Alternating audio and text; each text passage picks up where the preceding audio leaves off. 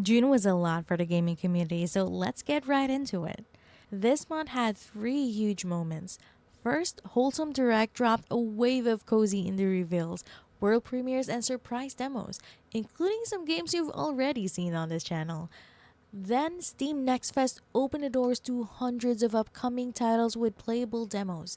And to close out the month, Steam kicked off with its summer sale, its biggest sale of the year, with discounts up to 95% off from tiny indie gems to massive AA titles. I have a separate video incoming with my summer sale picks sorted by category: dog games, cat games, farming games, puzzles, and more. So if you're hunting for something to grab, you might want to check those out. But for today, this is actually my first ever monthly recap. So if you're new here, this is PinkPawsAndPixels, where I cover cozy, chaotic, and everything in between.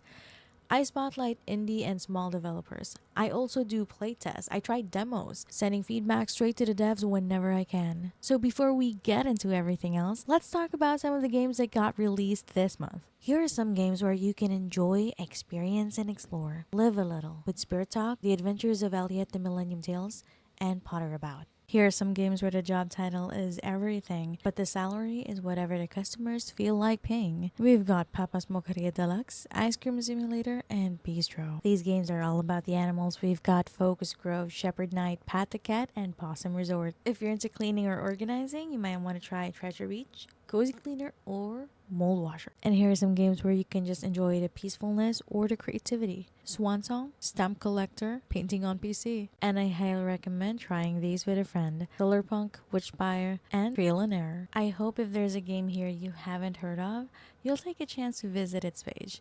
There are a lot of games out there available for demo or even open for playtesting right now. So let's talk about a few that I've actually tried and enjoyed, but I haven't shared in this channel yet. First up, Moonfrost. I'm going to be honest with you, I spent like 10 hours or more in this demo, and I haven't even finished yet. The forging, the gathering loop completely pulled me in. Wood, stone, fruits, all these shiny resources scattered everywhere. There's really something genuinely addictive about collecting them. You're managing your backpack, figuring out what to sell, what to keep, when to actually push the story forward and get to know the characters. I keep telling myself, okay, one more resource run. And then suddenly I'm chasing chickens around for their eggs and 3 hours have passed. I had never haven't even gotten deep into the demo, but I had a great time. Then there's Abracademia, a desktop companion game where you customize your own witch, choose your spells and choose your wand, how it's made of, and study to become a witch while you handle real life things like work or school in the background. There's also A Simpler World.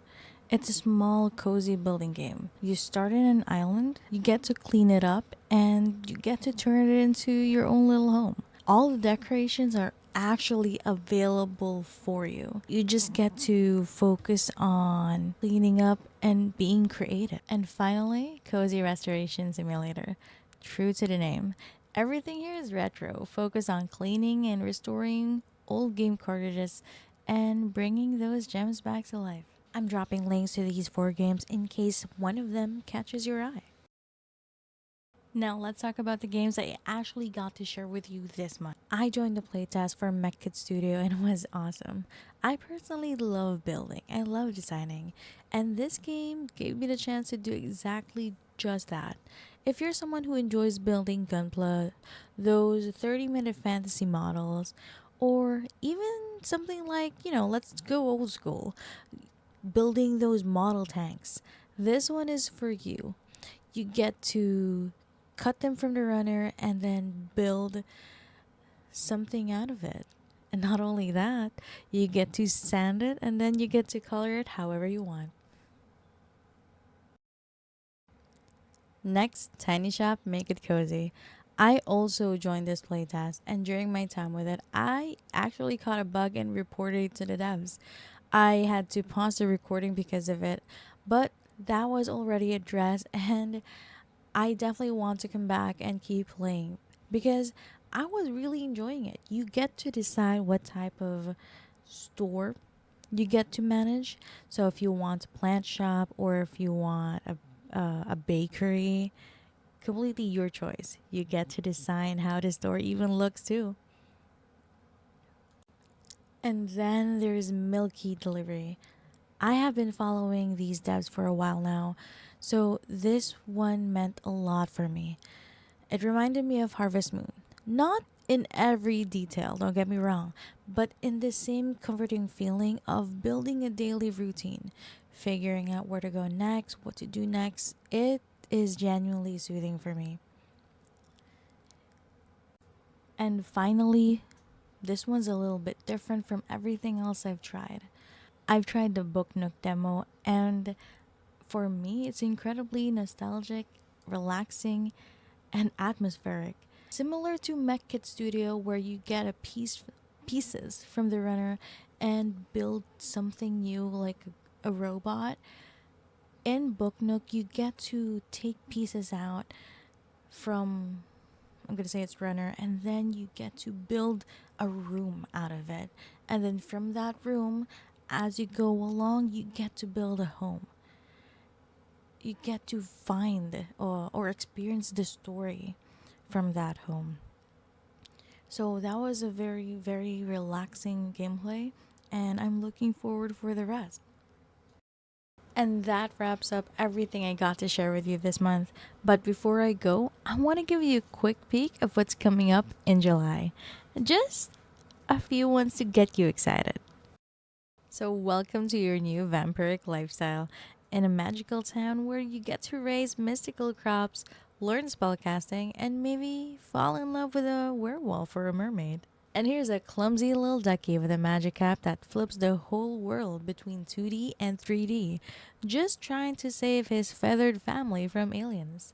We've got a girl and a broken robot wandering a quiet, overgrown world together, trying to piece together what's left of it. Run your own dream plant shop, grow real houseplants, build the cozy little space you've always wanted while making sure the plants are all hydrated.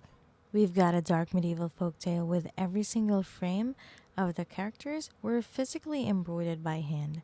Gentle on the surface, but the story has got its teeth. And in this game, we are sent to a peaceful valley by the moon goddess herself, where we get to build a life, fall in love, and maybe build a house on the moon. Those are just a taste of what's coming in July. I've got a full lineup of what's coming out, so stay tuned for that. And I hope you enjoyed this video. If any of these games found their way to you, go ahead and give that little like button a pat on its head. This has been Pink Paws and Pixels. I love sharing games I've played, the games coming out, and the ones I'm genuinely looking forward to. My goal is to always highlight and showcase indie and small developers as best I can, and give you an honest review. Thank you very much for watching, and if you're with your pets, please say hello to them for me.